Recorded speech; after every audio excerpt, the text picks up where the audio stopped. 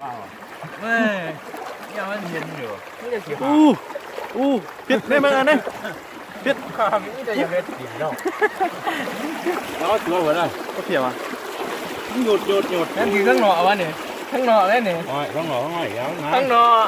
คุณแห่ขาดเหรอข้างนอกร่างขาดอัพตัวลงมาดิคุณเบิ้ลหรอกลับไปโอ้ย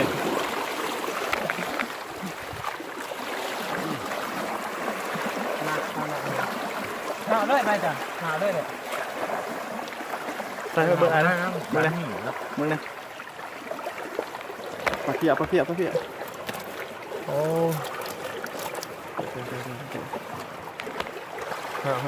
ห้อยไปหาตะเคีย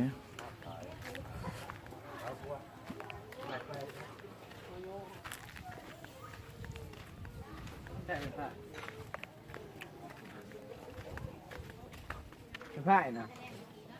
มีรับไปเพื่อนมึงก็มีแต่ว่าผ้าเขาทำบัวมีใจแล้วป้ามีใจ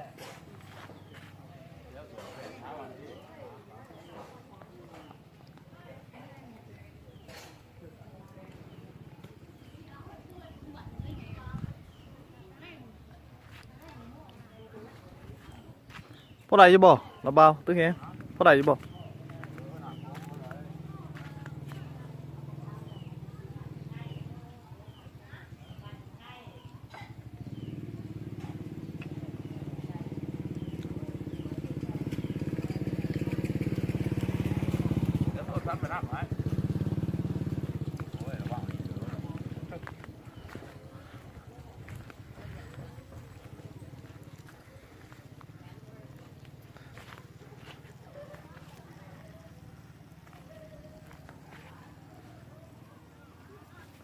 ตึกแฮ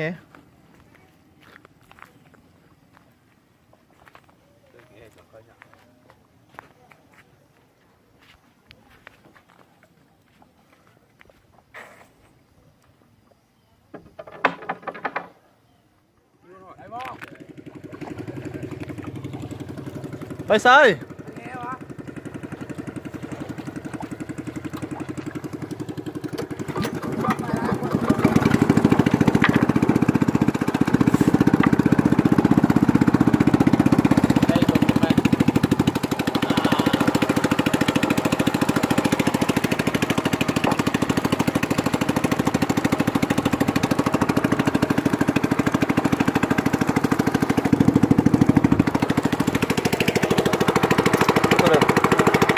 แบบนี้น้ำป่า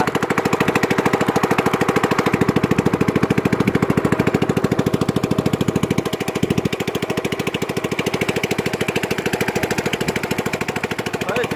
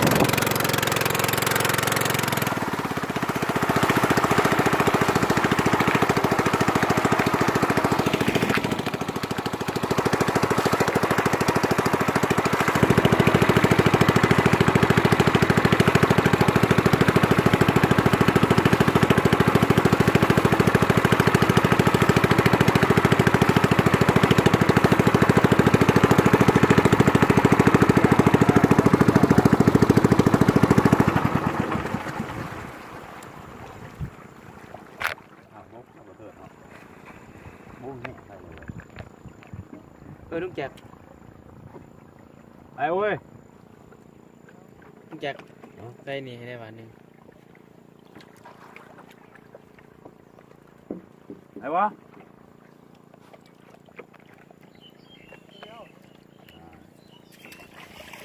หางกลุ่มเด้อที่กระบอกจ้ะ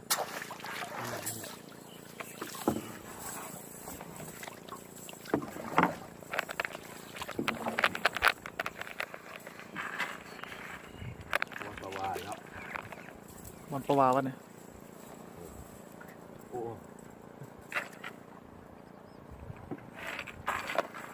ทางกองตัวดุมผู้ใดบูผู้ใด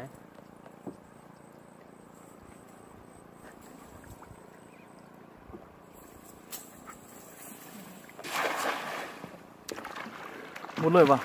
หมดเลยกิโลไม่ถึง มุดลงเลยเอาลง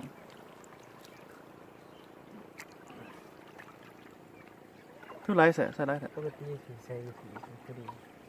ใส่เถอะคือ คือใส่ไรแต่โอ้มันมีงูนี่เนาะงูเก่าเนาะ นี่คือนี่มองนี่ ฮะ มองนี่ มันมีงูเก่า เปล่าฮะ แล้วมาใส่อยู่พี่มองแป๋วด้วย หมายกูเห็นควบมุนได้ โคมงูเนาะ มองมันงามได้นี่นะ งูได้หน่อยเนาะงูเก่าเนาะงูเก่าได้นี่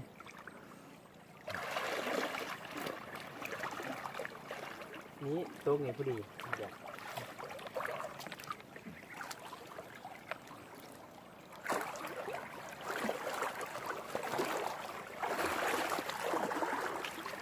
ก็จะเดี๋ยวว่าตัวเผียเนาะ อยู่สวย เพราะว่าบัสอีนะถือเกิดที่ทหารได้ยินนะ นี่เลยตอนไหน เครื่องที่เขาอยู่บ้านนี่แหละได้ตลอด มาตึกบ่ นี่เลย มาเห็นบ่ นี่อย่าว่าหน่อยที่ มีสูตรเนี่ยใส่ตัวเครื่อง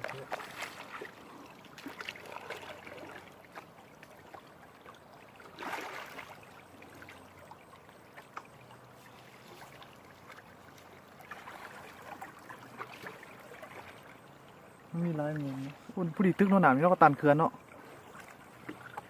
กี่น้ำมันบกอะไรสำนี้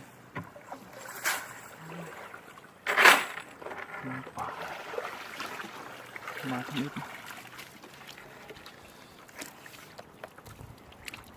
โอ้จอบเป็นจอบเว้ยยานแล้ว เพื่อจบไอ้แป้งแน่นอนเนาะ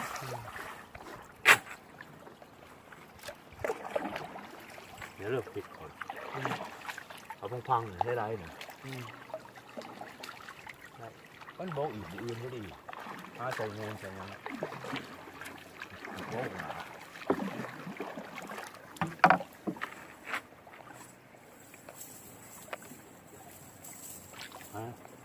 พัดเอาหัว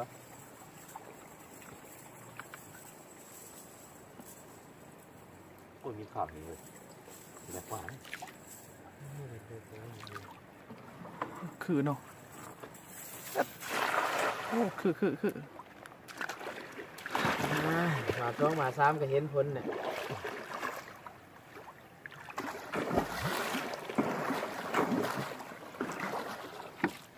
ไปเลยไป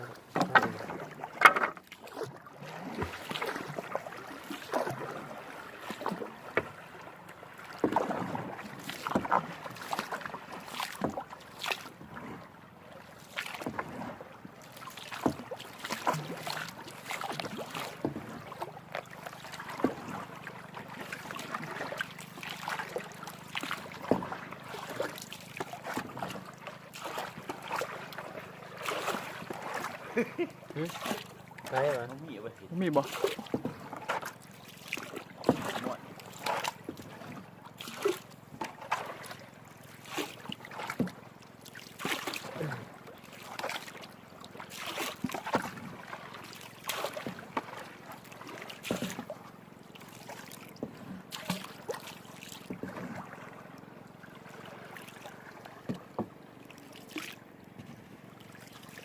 เคซี่พันหลอนนะ หยุดมุนหยุด ตึกเฮวังหลอนบุญ โอ้ยอมหมด อมหมอนว่าอมหมอนเนาะ ลุงส่งทหารผลว่าจะตื่นมาแน่เนี่ยนี่ ป่าปามหน่วยป่าปาม มองเพื่อว่าย่ำ ตอนน้ำขึ้นมาใส่เบ็ดกับหมันกับบักจวนปลาลายเป็นลายโอ้ยใส่เอา แค่นี้บ่ โอ้แถวนี้เด้นี่ตอนเท่านี้ ไปเรื่อยอย่างไรได้ป่ะสามห้าเขาโอ้สามห้าเงย จะว่าปลาแพงๆนะโอ้โห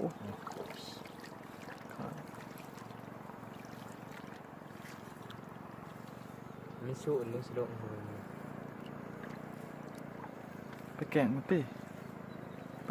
ตึกน้ำแกงมันที่ปลาอยู่น้ำแกงมันนะนี่ตัวสีโคเรนในป่า เนี่ยย้อนลงไปตามทีเนี่ย ปลามันไปอยู่ตัวสีโคเรนนะ เรียกว่าลงไปหู้น่ะเนาะลุงแจ็คลงไปหู้น่ะเนาะ เด้เข้าไปเลยเด้ มันบกเลย ไปหู้น่ะจ้ะ เอาหลอดออกไปเบิ้ลหลอดหน่อยเนาะ เล็ดอยู่ด้วย ผู้พังเบิ้ลเนาะเบิ้ลเลยปี2019นะปี2019หลอดออกไปหมดเป็นน้ำกวางมันเอาหน่อยเนาะโอ้ลายคนมาตึงแฮลายวะอาป่า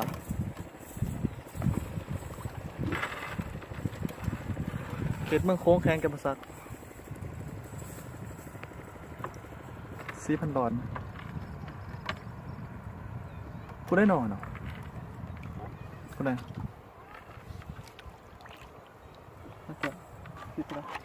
เล็ดไปนอนแล้วป้าท่านเพิ่มใหม่ ทำอยู่บ้านได้ไหมเนาะ เฮ้ยหัวเขา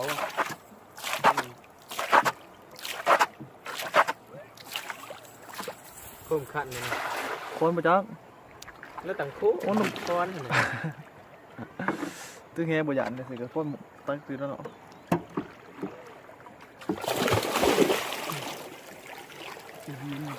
โอ้ยอย่าป่า อย่าเต็มมุ้ยป่า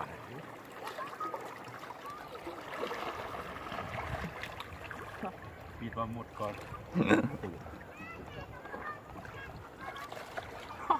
อยู่ว่าควันเดี๋ยวเฮ้ยอ้ายได้เลย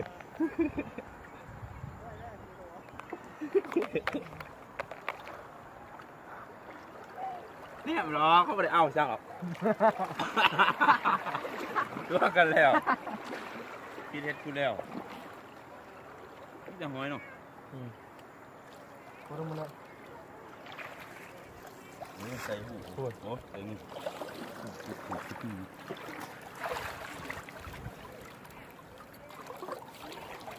อาจารย์นั่งอยู่กลาง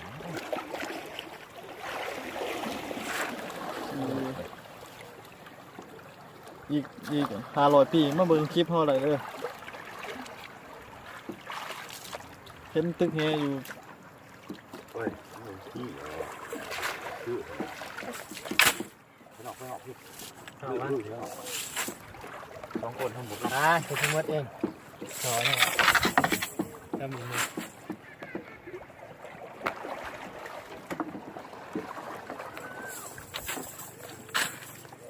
ผู้เก่ายังหัวเลยเสีย ไผอยากเป็นเซียนไผไผอยากเป็นเซียนไผ ผมมักรักเอ้าวัดกันดู วัดหรือวะ เพ่งช่วยใช่กันหนูนะ ว่าเพ่งสวยจะเพ่งบทอเขาเนาะ เอ้ามันก็จะมีทุกมือเนาะน่าจิตโทน่ะ ถ้าจวนเขานี่รักมากติดเถื่อตายิบใช่เลยอยู่ ไผ ดูว่า แต่ไอ้จวนนั้นโอ้เป็นเก่ากันเนาะเดี๋ยวเนาะ นี่จะมันเหรอไอ้ของมันบดจืดนี่จะมันเหรอเข้าใจก็ต้องถึงไอ้ของโอ้ยยอมงูเว้ยถือขึ้นถือโอ้ยของมาซ่อ นี่งูท่านนี่น่ะหัวหินนี่อู้ท่านนี่นี่หวานนี่หัวหินนี่หัวหินนี่ใส่โหลดนี่ ใส่เนาะ เถอพินท่านนี่นู่นๆนี่สิใส่โหลดนี่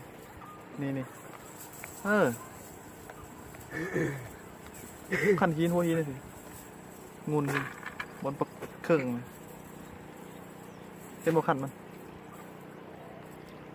กายมันจัก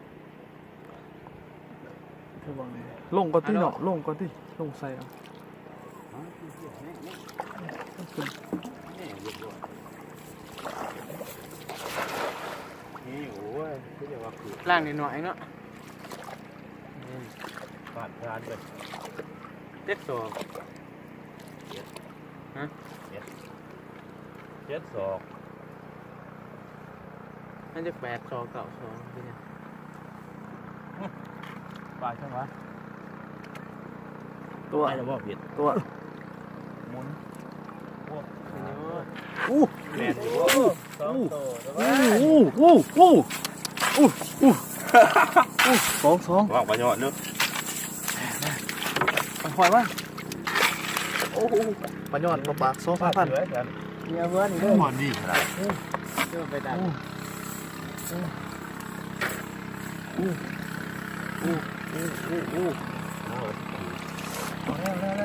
นี่ยได้ไปตามนะ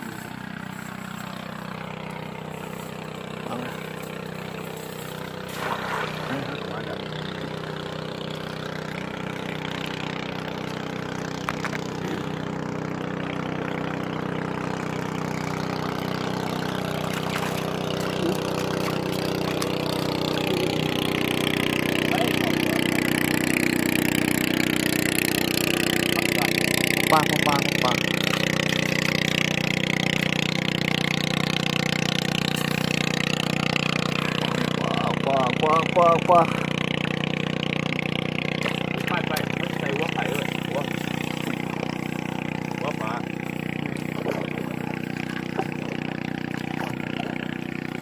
โบ้คือบูเดี๋ยวบอก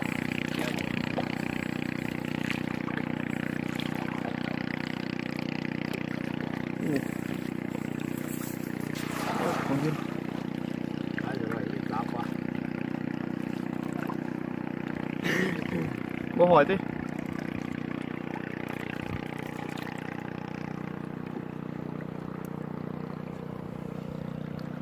ไม่ ไม่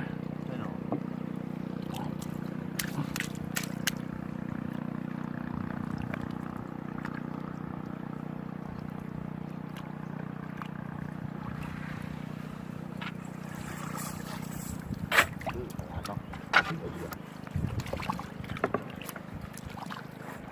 คุยซักอย่าง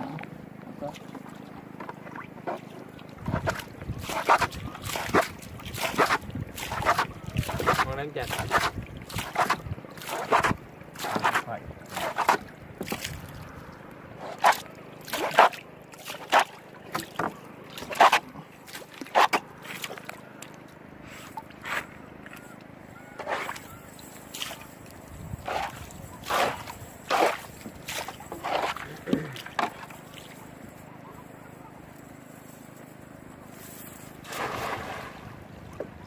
หวานสุบังเลยเนาะบริบาล2แกง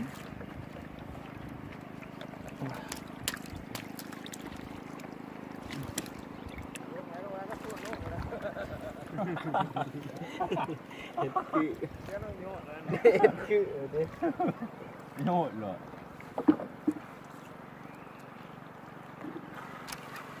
โอ้ยนี่หน่อยเนาะประโยชน์จุดโต๊ะเกลือหมดจุดเกลือแล้วเกลือ พอปลาหอยบ่ได้เนาะขาดได้เนาะหอยก็ได้เนาะขาด นี่ เนาะ ไม่ถึงเลยนะ โอ้จะมา นั่น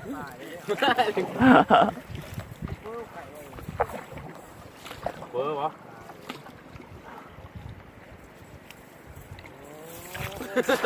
คือเดี๋ยวเดี๋ยวมาไหนด้วยเนี่ย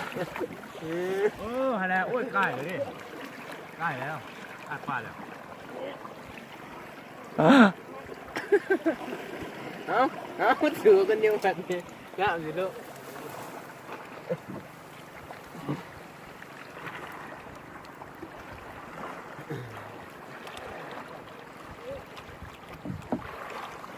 ใกล้เลือดเลยใกล้โป๊ะปัว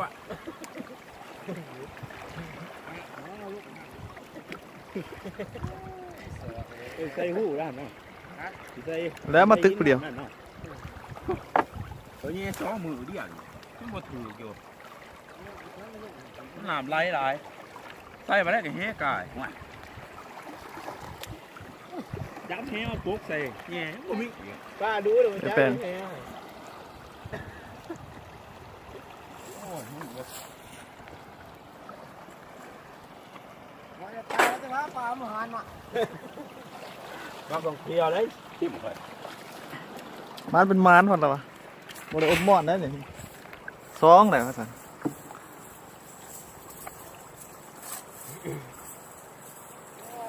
ปลารถไปปลาไป ทั้งหลายเนาะจับเปล่า นี่ไงผม ไปเลย แค่ในผู้ดีแค่สาม ของเราเนี่ยครับ พอดีเซ่ โอ้ยมันเป็นทาย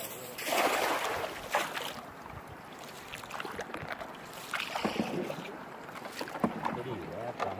ปลาหมันใหญ่เนาะกูมือเนาะ น้ำมันบก น้ำมันเดือด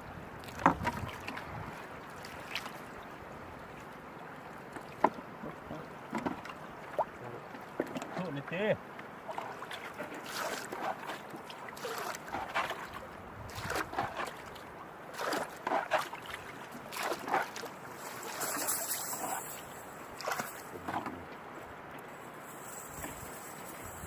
พวกไข่เป็นเบิร์นเนาะ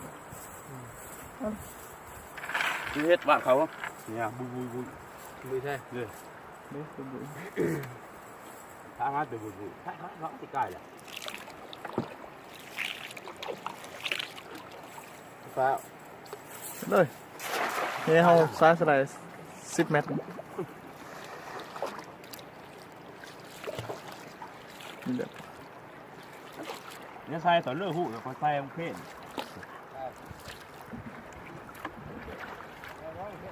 การตัวกันนี่เนาะการตัวกันนี่ว่าใส่ตอนเพ่นตอนเช้า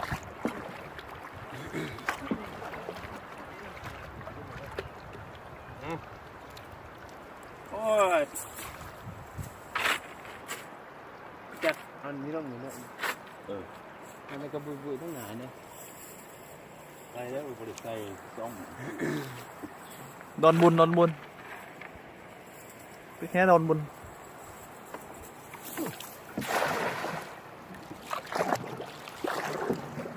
แน่นอน เยอะเลยเยอะเลยเกิดเย ตะ อะ ปูตะผาที่ ตะโพตะผาเนาะ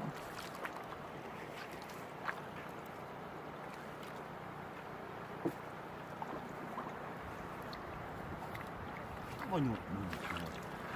ไม่หยุดที่นี่กว่าครับ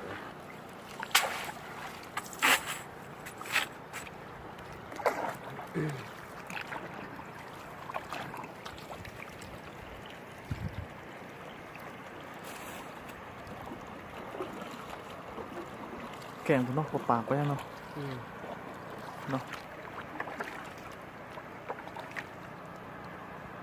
ใช่บนหนา มาซ่าสวยงาม หาตัวอะไร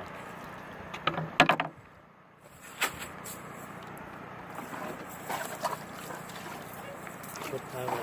ผมทำจังมองทางก็ไข่เนี่ย ได้หรอ เอามองทางก็ไข่ด้วย จ้า ซะ หูเขาใส่บ่หูยาผิด นั่นคือชีวิตเลยเนี่ย ผิดนะฮะ ผู้ขาวไข่เด้ นี่มองทางก็ไข่เนี่ย ผู้ขาวไข่เจ้าบุเพียไงเราได้ แป๊ะเด้อแป๊ะทางก็ไข่เนี่ย แมน แม่นจะเฝ้าต้องไปดุมมันนะต้องไปดุมมันเป็นหนาพาดิเป็นทีม ไม่ฟ้าปัจจุบันใส่รถน้องๆดิใส่รถ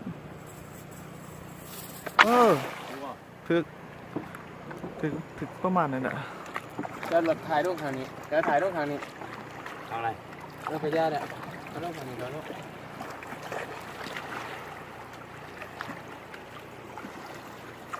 หูวะเนี่ย เป็นทีม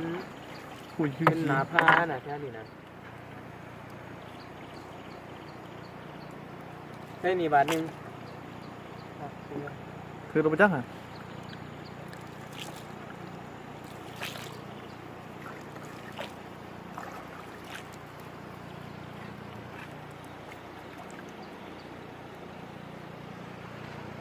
สุดหวังเลยเนาะ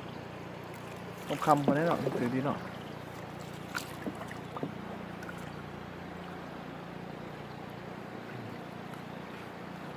ดุด โอ้หมุน หมดละนะ นี่ขาวคุมเดียวเด็ดปัดนะ สูตรไทยสูตรมันสูตร2019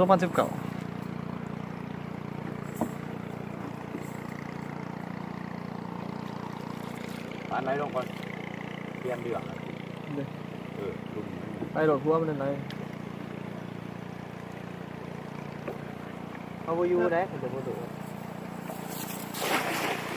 ดูลองกันบอกจะเป็นผู้มดหายกระไรพี่แก มันจะเผื่อผิด ที่ลงมือบ่ มันจะ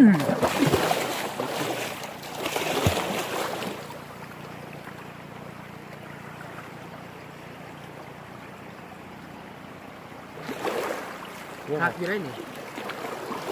จับเด้อหักเด้อ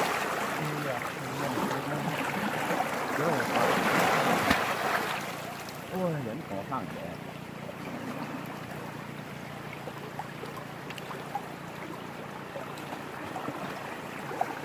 ดูเหรอ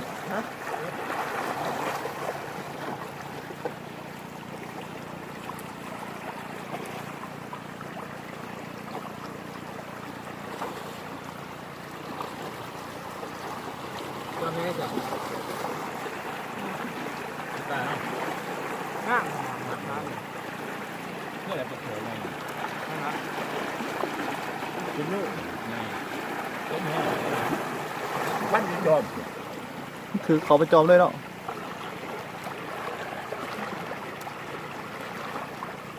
งามันดี งามแล้วมันมี เป็นตาเลย หนังโลกเนี่ยเขา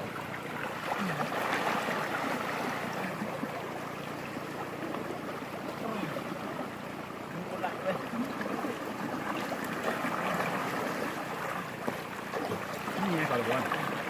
แม่จ้ะเนาะ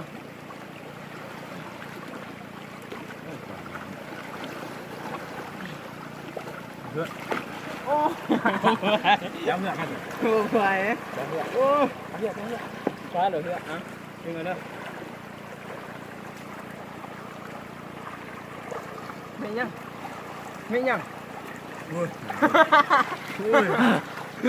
หมอเขาว่าป้ามันโดดแดนออกอย่างนี้สีเนี่ย แน่นนะบริมุดหัว น้ำของคากี้นะ โอ้ยกูพับปะแขนแล้วนับมานับเพื่อน ไม่ได้ เลือดย้อนลงอยู่แล้วบ้านไรลงเด้อ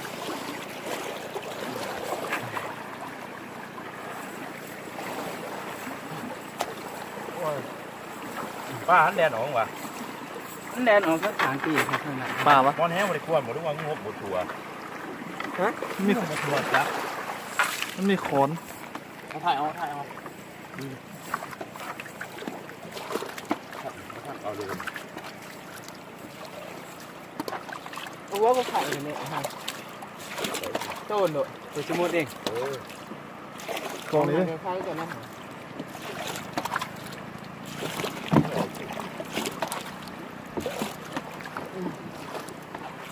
เป็นนักตื่น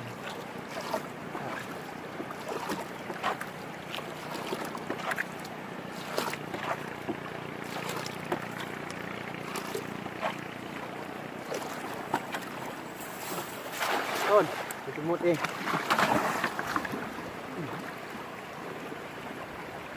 เห็นปะ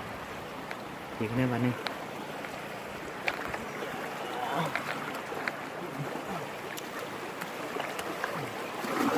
เยอะคิดเนี่ย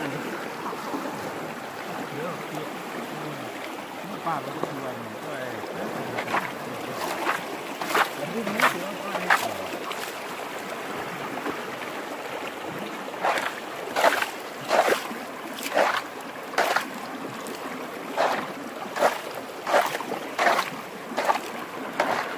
แล้วก็ไล่คนใหญ่แล้วจับว่าแล้ว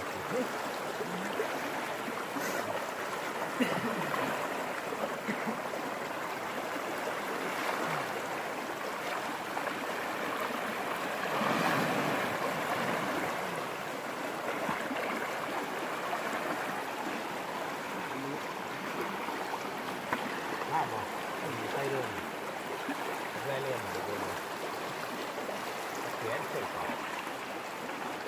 วัดเขาเขา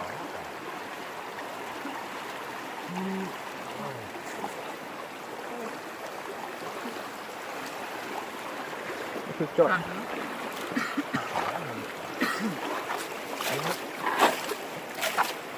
ถึงจูงเรื่องงานด้วยเหรอนี่เดินเลื่อนเป็น เราไม่นั่งหรอก คุณ ได้ไหมเนี่ยอยู่ใครก็คุมเหรอ นี่นะเป็นกลางปลาติด ตากระถิ่นมันแง่เท่าไหร่ไหมมันขาดมันแง่เท่าไหร่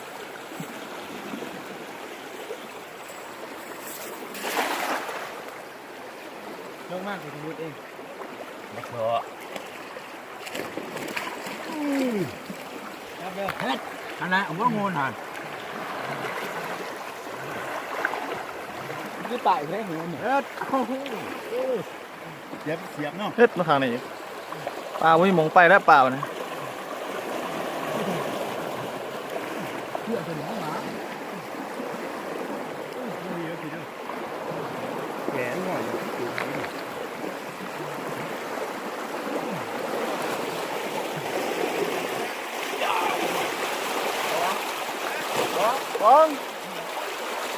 สองตัวเด้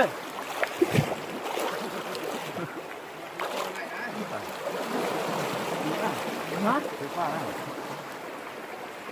มันอยู่ในหลังนะ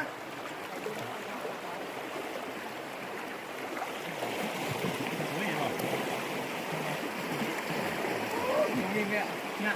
นี่กล่องครับ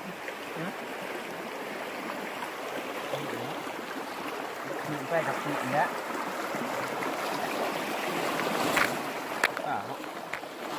ก็มีจับใครเด้อฮะไม่ตั้งใจเจอปลาแขเนาะ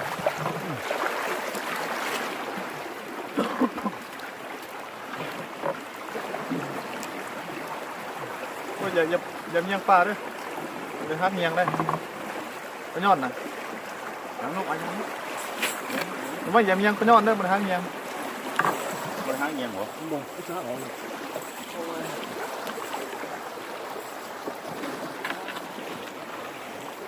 หลายตัวแล้วสี่หลายตัว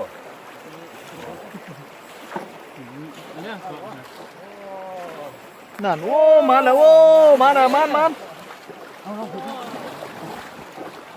เดี๋ยว มาเปลี่ยนเหรอปลา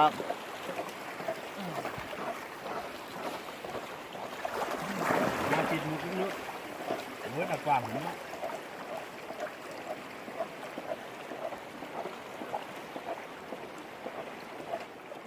เอ้ย ยังมันเย็นอยู่ นี่จะเสีย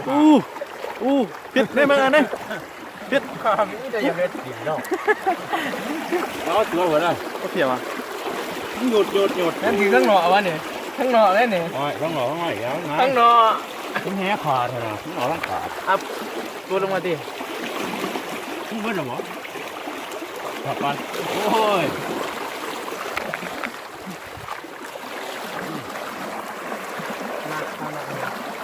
หาเลยไปจ้ะหาเลยเนี่ย ใส่ไปเบิร์อะไรนะเบิร์อะไรมึงเนี่ยปลาเพี้ยโอ้ฮะ ห้อย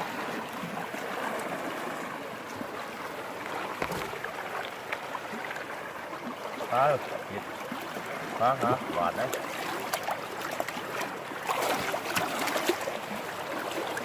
ต้นไปกันช่างเลย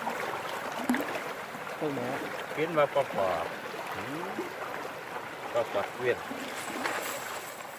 อันนี้แหละ แต่ ตัว บา นึ ง ง เวียน แจ๊บ เว้ยเดี๋ยวมันคิดเรื่องนั้นตื่นมา ไปนี่นะ นี่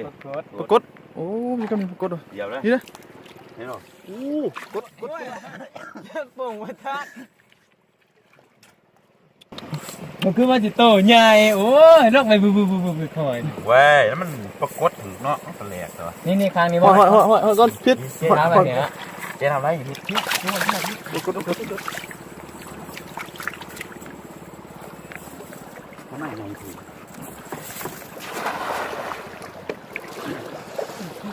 ปรากฏเลย มันเด้มันเด้ มานบ่นี่ มันเด้แต่ก้อนหาหยาป่ะโอ้พี่มาจอบบอดนะเขาปลาเพียวอะไรหรอกปลาเพียวเพราะโลดแล้วสัตว์ตัว ปรากฏปักมือ เดี๋ยวฟ้าตายเนี่ยเนาะวันสีหาเอาเลยฟ้าที่ตัวงวนถูนะว่า หอยก้นหอยจะไหนหอยปรากฏหอยข้างเนี่ย โอ้ยหอยแก้มมากอะไรหอยข้าไปหอยไปหัวเด้องวนหัวเด้อ ไอ้ผ้าจำสวงไอ้ตัวไอ้วะ มึง ฝ่าฝ่าคิดว่าฝ่าใหญ่บ่ ตัว หอยข้างบ่หอยขึ้นแล้วหอยลูก หอยขึ้นกันเลยหอยโดดหอยลงเลยบ่ขาดหรอกเอาดึงเข้ามาดึงเข้ามาดึงเข้ามาดึงเข้ามาไกลๆกัน เรื่องที่สีมัน ดึงเข้ามา ได้เห็นพันดิบเกี่ย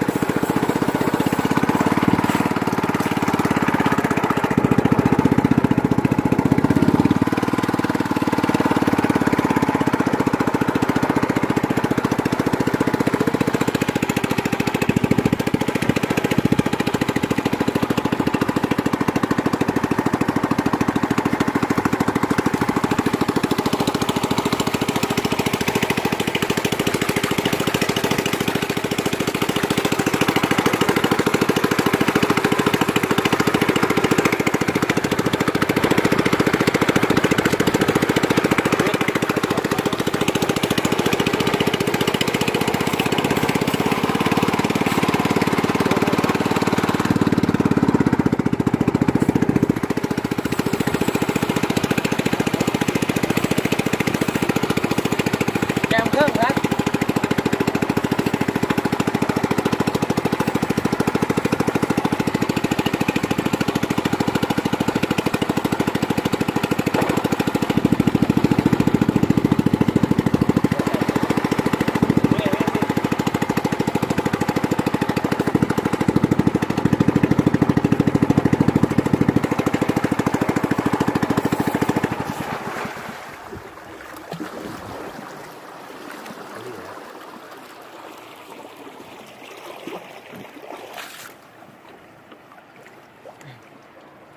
ดีกว่า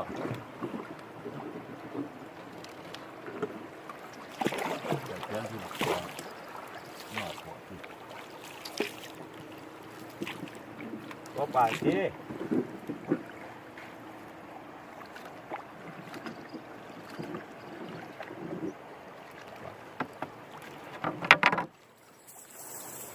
ไม่ครับ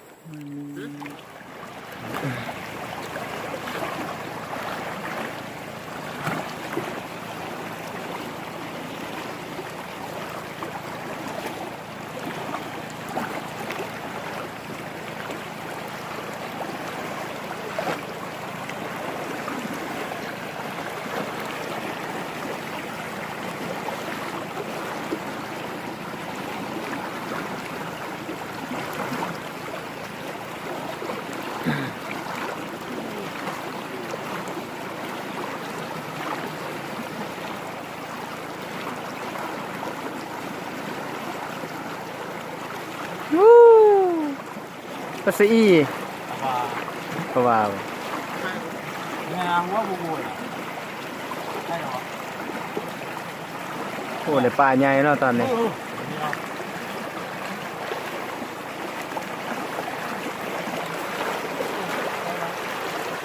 นี่แหละเจ็บเอง